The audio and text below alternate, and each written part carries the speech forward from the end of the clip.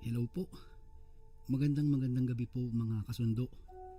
At ito po si Kuya Barry. Siya nga po pala, ito ang aking natural voice. Wala siyang effects.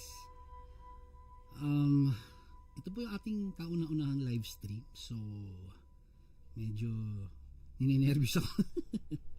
Anyway, gusto ko magkwento. Matagal ko nang gustong gawin to, magkwento ng live para sa mga kasundo, mga kasama natin. Pasensya na kung medyo may mga mali.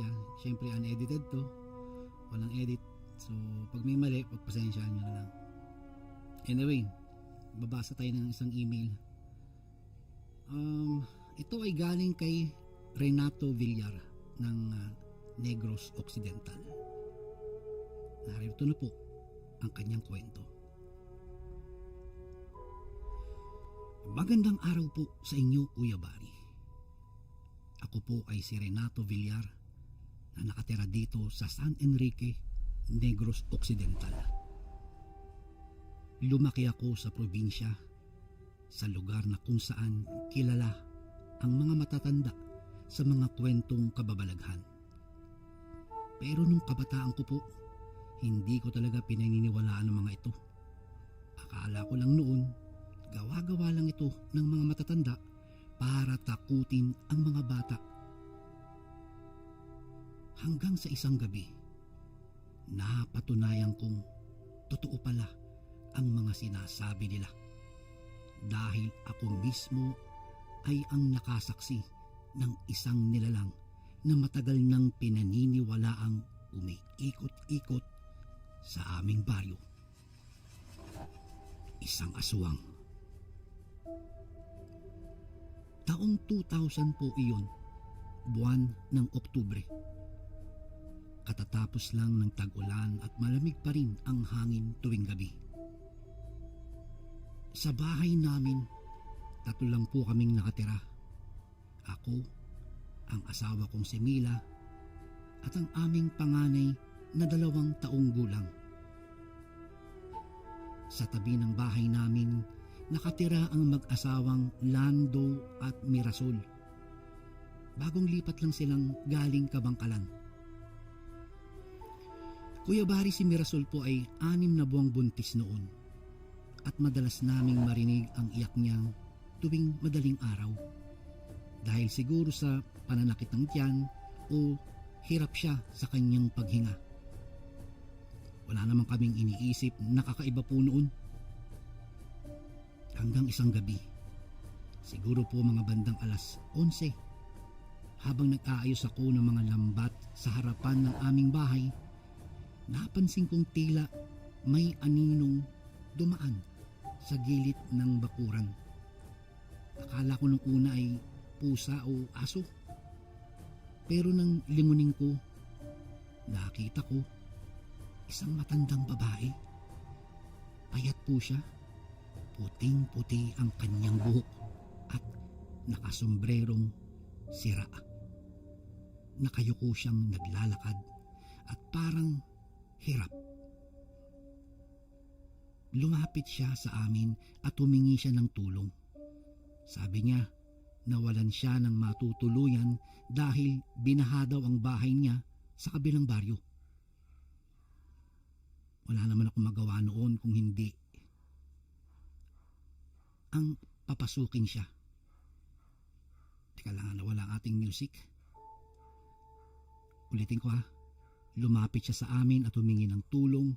Sabi niya, nawalan daw siya ng matutuluyan dahil binaha ang bahay niya sa kabilang baryo. Wala akong magawa noon kundi ang papasukin siya. Natural sa mga taga-probinsya ang pagiging matulungin, kaya pinatuloy namin siya sa maliit na silid sa likod ng bahay malapit sa kusina. Kinabukasan, maayos naman siyang kumikilos. Tahimik lamang siya, pero napansin ng asawa kong si Mila na hindi siya halos kumakain ng kanin kahit ulam. Kung hindi, sabaw lamang. At minsan ay nakakapagtaka. Dugo ng manok kapag may katay kami. Hindi namin pinansin yun. Siguro nakasanayan lang niya. Iniisip naming baka matanda lang talaga at mahina na ang kanyang katawan. Pero nagsimula ang kababalaghang matapos ang 3 gabi. Sa kalagitnaan kami ng pagtulog nang bigla akong magising. Tahimik naman ang paligid pero may kakaibang langit-ngit sa aming bubungan. Akala ko pusa, pero ito'y paulit-ulit. Para bang may mabigat na bagay na naglalakad sa ibabaw ng yero. Pinigilan kong gumalaw at pinakinggan kong mabuti. May kasunod na tunog. Parang huni ng paniki na mahina at paikot-ikot ito sa paligid ng aming bahay. Sa sobrang kaba, kinuha ko ang flashlight. Dahan-dahan akong lumabas ng aming silid at sa bawat hakbang, ramdam ko ang malamig na simoy ng hangin at ang kakaibang katahimikan ng paligid. Pagtungo ko sa labas, nakita kong bukas ng kaunti ang bintana sa direksyon ng bahay ni Nalando. Napansin kong may itim na anino sa bubong nila. Nakasubsob ito at dahan-dahang gumagalaw. Para bang isang hayop na kumakain. Biglang nagsitayuan na aking mga balahibo. Hindi ko talaga maipaliwanag, Kuya Bari, pero ramdam kong mayroong mali. Kinabahan talaga ako, pero nilakasan ko ang loob ko at itinutok ang flashlight doon sa anino. Sa sandaling iyon, biglang nanlaki ang mga mata ko. Ang nakita ko kasi ay hindi tao, hindi rin siya hayop. Ang mukha nito ay matanda, pero ang katawan ay payat na payat at mahaba. Ang mga kamay ay parang kuko ng manok. Ang bibig ay bukas at mula roon ay lumalabas ang isang mahaba at kulay abo na dila na tila sinusupsup ang hangin sa bubong. Sa mismong bahagi kung saan nakahiga itong si Mirasol na buntis. Napaatras ako at muntik nang matumba. Sa sobrang takot ko po, hindi talaga ako nakasigaw. Ginawa ko na lamang, kinuha ko ang krus na kahoy na nakasabit sa pintuan at hinagisan ko ito sa direksyon ng bubong o inihagis ko ito sa direksyon doon sa bubong. Sa sandaling tumama ito, narinig kong may malakas na huni kasabay ng mga pag-alog ng mga yero. Pagtingin ko ulit, wala na yung anino. Biglang tumahimik ang paligid. Pero mula sa loob ng bahay namin, lumabas ang matandang pinatuloy namin. Nakasuot pa rin siya ng parehong duster, pero nakangiti ito sa akin sa dilim. Walang sali-salita, pero sapat ang ngiti niyang iyon para maramdaman kong alam niya ang nakita ko. Kinabukasan, sinabi kong aalis na siya dapat sa bahay namin. Hindi ako nagbigay ng dahilan. Natahimik lamang siya pero napansin kong nakatingin siya sa tiyan ng asawa ko habang nag-iimpake ng gamit. Pag alis po niya, binantayan ko ang bahay ni Nalando tuwing gabi. Pero ilang araw lamang, nagsimula ng magkasakit itong si Mirasol. Hindi na siya halos makatulog at gabi-gabi raw ay naririnig niya ang pakpak ng malaking ibon sa kanilang bubungan. Sinabihan ko silang maglagay ng bawang at asin sa paligid ng kanilang bahay. Gaya nga ng payo ng mga matatanda sa amin. Pero kahit ganun po, patuloy pa rin ang kakaibang mga tunog gabi-gabi. Hindi ko alam noon pero ang matandang iyon ang tinulungan naming makitulog sa bahay. Siya pala ang aswang na matagal nang gumagala sa aming baryo. Naghahanap ng mabibiktimang buntis. At doon nagsimula ang gabi ng tunay na bangungot sa aming lugar. Pagkaraan ng pag-alis o pagkaraan ng pag-alis ng matanda, akala namin ay tapos na po ang lahat. Naging tahimik ulit ang gabi at nagbalik sa normal ang buhay namin. Pero pagdating ng sumunod na linggo, Kuya Bari, may kakaibang nangyari. Tuwing alas 12 po ng gabi, nararamdaman ko na parang may malamig na hangin na tila pumapasok sa bintana kahit sarado po ito. Amoy na amoy ko rin ang sangsang ng dugo. Para po itong pinaghalong bakal at bulok na karne. Kapag ganitong oras, tahimik na tahimik po ang buong paligid. Pero tila may mahina akong naririnig na pag-ungol mula sa bahay ng mag-asawang Lando at Mirasol. Isang gabi po, habang nasa labas po ako, napansin kong para pong may usok na mababa sa lupa. Ang liwanag ng buwan ay tila maputla at sa ilalim nito ay kita kong kumikintab ang lupa na parang may dugong tumutulo. Kinabahan ako. Sinundan ko ito. Dahan-dahan habang hawak ko ang maliit kong lampara. Ang mga aso sa paligid ay nagsimula ng magsitahulan. Pero walang sino mang lumalabas ng bahay. Huminto ako sa tapat ng bahay ni Nalando. May nakita akong bakas ng paa sa putikan. Hindi ito ordinaryong bakas dahil mahaba ito at parang matatalim ang dulo.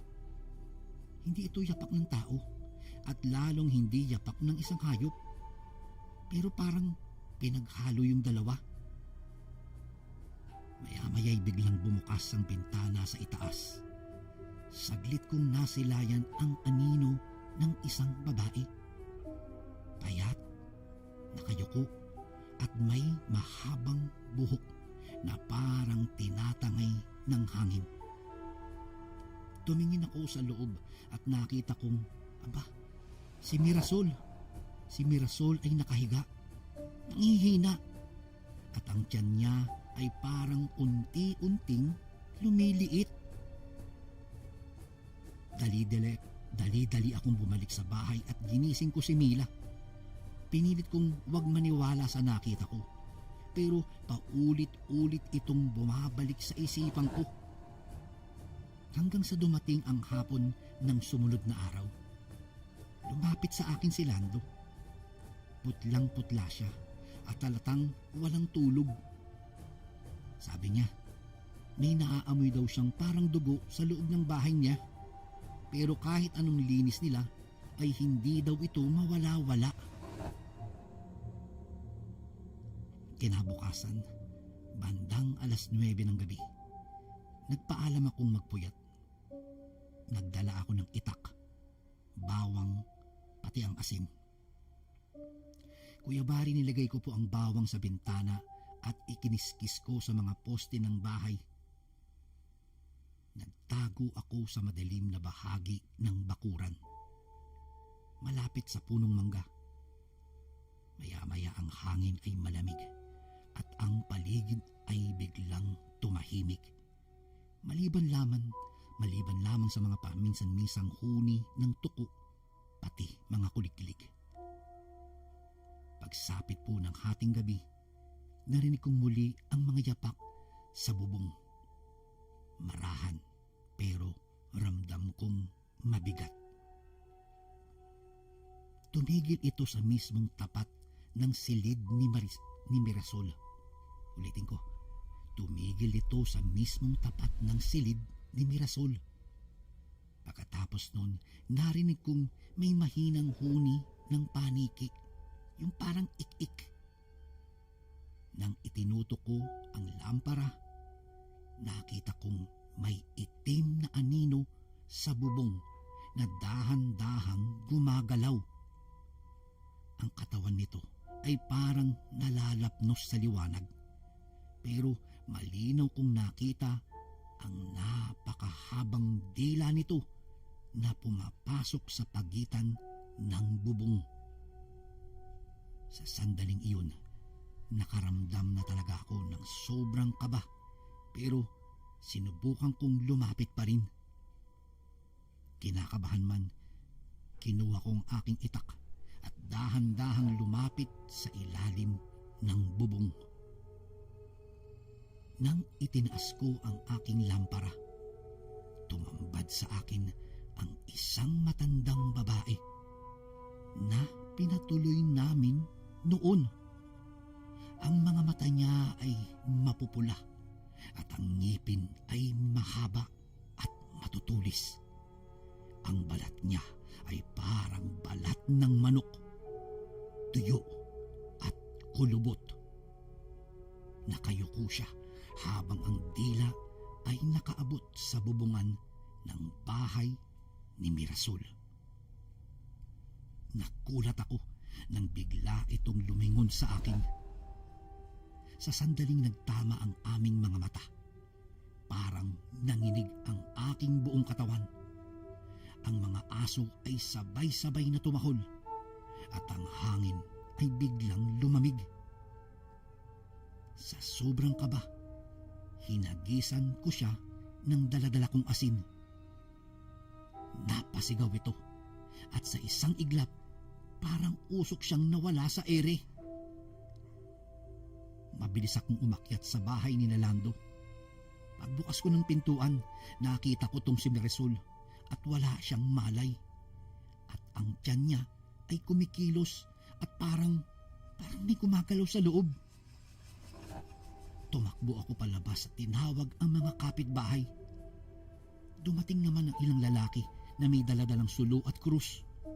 Habang pinapaligiran nila ang bahay nila, amoy na amoy talaga namin ang malakas na sangsang na amoy ng dugo, pati parang panis na laman.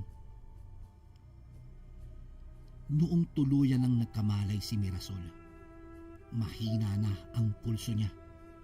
Sabi niya, tuwing gabi raw ay may parang mabigat na pumapatong sa kanya habang siya ay natutulog.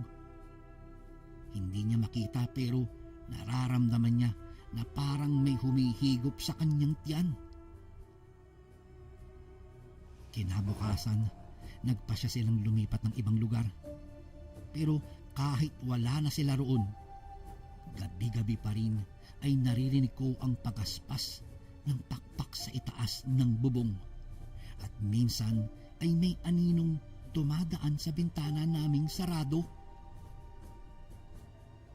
Makalipas po ang 3 araw, Kuya Bari, habang naglalakad ako sa gilid ng kalsada papunta sa sapa, napansin kong may nakaupo sa ilalim ng puno ng santol. Tiningnan ko siya at nilapitan ko. Paglapit ko, nakita ko ang matanda. Buhay pa, nakangiti at nakatingin sa akin. Ang mga kamay niya ay may bahid ng dugo at sa kanyang tabi ay may lumang bayong na puno ng mga buto. Hindi ko alam kung saan ako kukuha ng lakas ng loob. Mabilis akong nagtatakbo pa uwi at nagsarado ng bahay. Mula noon, hindi ko na siya muling nakita pa. Pero gabi-gabi, lalo na kapag malamig po ang hangin, nararamdaman ko pa rin pati ang amoy ng dugo sa paligid. Nararamdaman ko o naaamoy ko at ang mga aso namin ay laging tahol ng tahol na nakatingin sa kawalan. Ang mga matatanda sa amin ay nagsabing ang aswang daw ay hindi basta-basta umaalis. Kapag ka daw nakakita raw ito ng dugo ng buntis, magbabalik ito hanggang makuha ang gusto niya. At doon ko lang naisip, baka hindi pa nga tapos ang lahat. Pagkalipas po ng ilang linggo mula nang umalis sina Lando at Mirasol, unti-unti na ring nagbalik sa tahimik ang aming baryo. Akala ko tapos na ang lahat. Wala nang kakaibang tunog sa gabi, wala nang amoy dugo, at kahit ang mga aso ay hindi na tahol ang tahol. Ngunit sa loob ko, may kaba pa rin na hindi mawala-wala. Para kasing may nakatingin sa aking tuwing ako'y nag-iisa sa dilim. Nung una, pinipilit kong isipin na baka trauma lamang. Baka dala lang ito ng takot, kaya hindi ko, o kahit konting kaluskos, naiisip ko na merong aswang. Pero nang dumating ang gabi ng Pasko, napatunayan kong hindi pa talaga tapos ang lahat.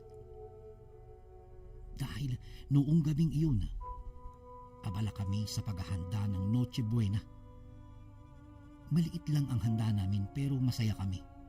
May pansit, tinapay, konting prutas. Tahimik na tahimik naman ang paligid. At sa labas ay naririnig ko ang tulog ng mga kuliglig. Habang nag-aayos po ako ng lamesa, napansin kong may liwanag sa labas ng bahay. Mahina ito pero nakita kong mapula. Akala ko lang apoy ng kandila, kaya lumabas ako para tignan. Sa tapat ng bahay, may nakita akong bayong na lumang-luma at sa loob ay may laman na parang karne. Nang inilapit ko ang lampara, doon ko nakumpirma. Mga buto ng hayop na may halong buhok at dugo. Kasabay noon ay umihip ang malamig na hangin at sumingaw ang amoy na bulok na laman. Pinagpawisan ako ng malamig. Hindi ako nakakabo. Agad kong isinarado ang pintuan at binuksan ang lahat ng ilaw. Pero kahit po ganoon, ramdam na ramdam kong may presensyang nakapaligid sa amin. Ang mga aso sa labas ay nagsimula ng umalulong. Sabay ang pagaspas ng tila pakpak sa ere. Tumigil ako sa aking paghinga. Sa mismong kisame kasi ng bahay, narinig ko muli ang pamilyar na langit-ngit ng yero. Hindi na ako nagkakamali. Siya yun, ang matandang pinatuloy namin noon. Agad kong kinuha ang aking itak at sinindihan ng ilang kandila sa altar. Nilagyan ko rin ng asin ang mga bintana at binuksan ang radyo sa lumang dasal na programa. Kuya Bari, habang ginagawa ko po iyon, may biglang nangamoy na parang amoy dugo, malansa, sariwa at parang bagong katay. Naaamoy ko ito sa palengke. Ganon yung sariwang manok. Paglingon ko sa pintuan, may mga patak ng dugo na galing sa labas papunta sa loob. Kinabahan ako. Sinundan ko iyon. Mabagal. Nanginginig ang aking mga kamay. Hanggang sa nakita ko sa ilalim ng lamesa, may paa. Paa ng isang matanda. Maitim, payat at may mahabang kuko. Dahan-dahan itong lumabas at sa liwanag ng lampara, tumambad sa akin ang mukha niya. Kitang-kita kong kulubot. May nanunuyong balat at ang mga mata ay kulay puti. Wala itong itim. Hindi ito nagsasalita, pero narinig ko ang parang pag-ungol mula sa kanyang bibig. Mahina ngunit nakakapanindig balahibo. Lumapit siya sa akin at bawat hakbang ay may kasabay na tunog ng pagkaluskos ng kuko sa sahig. Sa sobrang takot ko, agad kong hinagisan ito ng asin. Paghagis ko, sumigaw siya ng malakas at ang tunog ng kanyang sigaw ay parang huni ng napakaraming paniki. Tumilapon siya papunta sa dingding, pero bago pa siya tuluyang mawala, nakita kong biglang humaba ang kanyang dila na lumabas sa kanyang bibig at tumama sa tiyan ng asawa ko. Si Mila ay napasigaw at napayuko sa sakit. Dali-dali kong pinukol at tinaga ito ng itak. Tinaga ko ang dila ng matanda. Muli siyang nagsisigaw at naglaho na parang usok na lamang. Iniwan ang matinding amoy ng nasusunog na laman sa loob ng aming bahay. Pagkatapos po nun, halos hindi na gumagalaw ang asawa ko. Hinang-hina siya at tila giniginaw kahit mainit po ang paligid.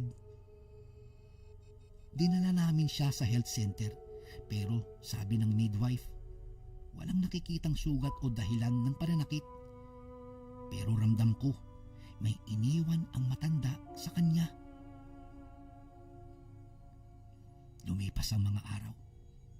Araw at gabi kong binabantayan ang asawa ko, Kuya Bari. Ngunit tuwing hating gabi, nagsisimula siyang umiyak sa kanyang pagtulog at sinasabi niyang may bumubulong daw sa kanyang tenga. Tuwing umaga naman, may marka siya sa kanyang tiyan. Parang kagat ng isang hayop. Napagpasyahan kong dalhin siya sa simbahan sa bayan. Doon, tinapalan siya ng banal na langis at ipinagdasal ng isang pari. Habang nagdadasal, napasigaw talaga si Mila at mula sa bibig niya, lumabas ang isang itim na likido. Amoy bulok, napakaasim. Pagkatapos noon, nawalan po siya ng malay. Maya-maya nang magkamalay po siya, payapa na ang mukha niya. Parang walang nangyari. Parang wala siyang sakit. Akala ko tapos na. Pero nang gabing iyon, Kuya Bari, bago kami matulog, narinig kong muli ang mahina ngunit pamilyar na huni ng paniki sa aming bubungan. Hindi ko na binuksan ang ilaw. Tahimik lamang akong nakikinig, nakapikit at nagdarasal. Ramdam kong nakatingin siya sa amin mula sa dilim. Kinabukasan,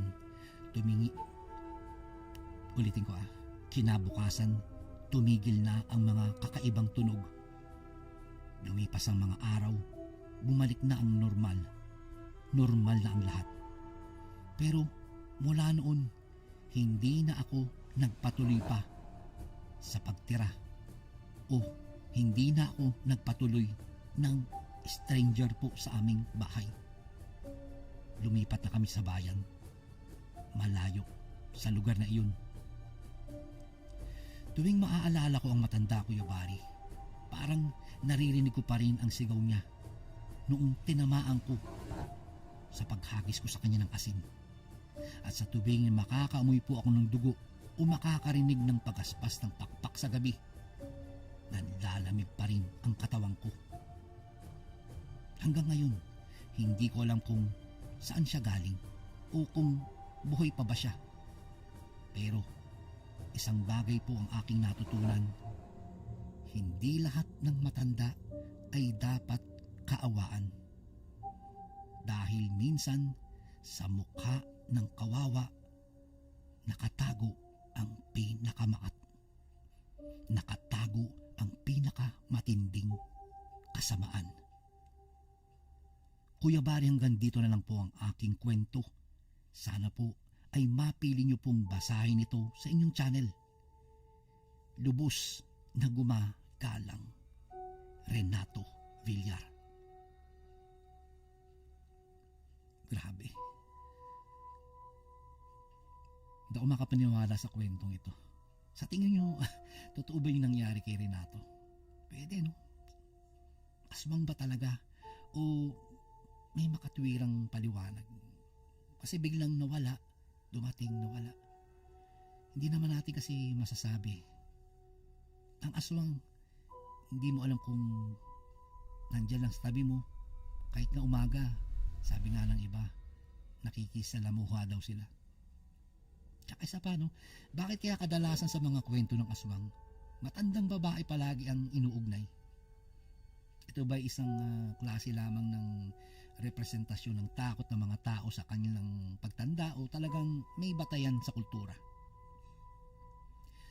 May tanong ako sa inyo, ano kaya ang pinaka-epektibong panlaban sa aswang? Ayon sa mga matatanda sa inyo. Ano? Comment nyo lang. Kasi marami nagsasabi, asin, bawang. Pero pinakamalupit na weapon siguro is panalangin. Yung mga taga Negros Occidental, may mga narinig ba kayong katulad ng kwento ni Rodel? Ni Renato pala. May mga baryo bang sinasabing may aswang hanggang ngayon?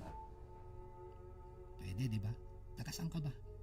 Anong mga kwentong kababalaghan ang sikat sa lugar nyo? Comment mo naman. Pwede ring hindi talaga aswang ang nakita ni Renato. Pwede ring guni-guni lang, dulot ng kanyang takot, pagod, o kanyang trauma. Sabi nga ng iba, ang aswang daw ay mga nilalang na sinumpa. Hindi pinili ang pagiging halimaw. Papaano ko ang matandang iyon ay biktima rin ng sumpa?